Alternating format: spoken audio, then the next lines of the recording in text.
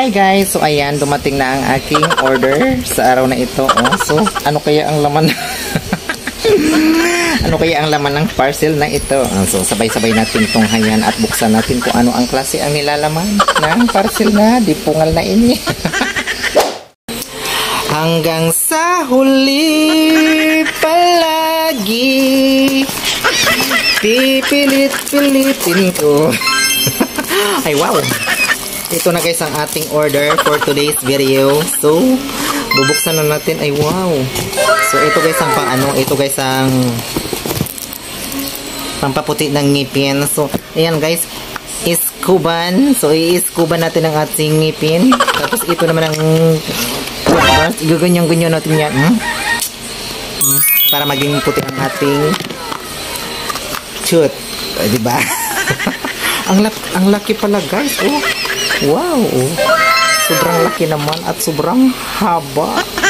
Diba guys? Mahaba na. Malaki pa. Diba oh? Dinangkal talaga. Oh my gosh. Siyempre.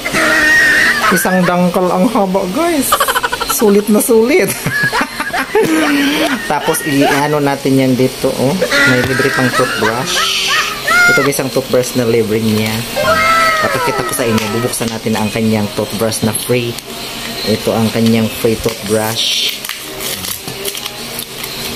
Guys. In fairness, ang ano niya, ang tibay niya So ito guys ang tinatawag na ano Iskuban. Tingnan natin kung pumuti ang kaluluwa natin dito ay ang ngipin natin. So ito guys made in China. So ang aking ngipin ay made in Philippines. So wow, in fairness ang bango niya pala Tapos ito yung nilalagay na ang kapartner niya na ito yung powder. Tapos isasawsaw pag nilagyan to ng ng paste, isasawsaw dito sa powder na ito tsaka igaganyan. Di ba? Sige na guys, bye. Thank you so much for watching and don't forget to like, share and follow. Thank you so much and watch for more videos.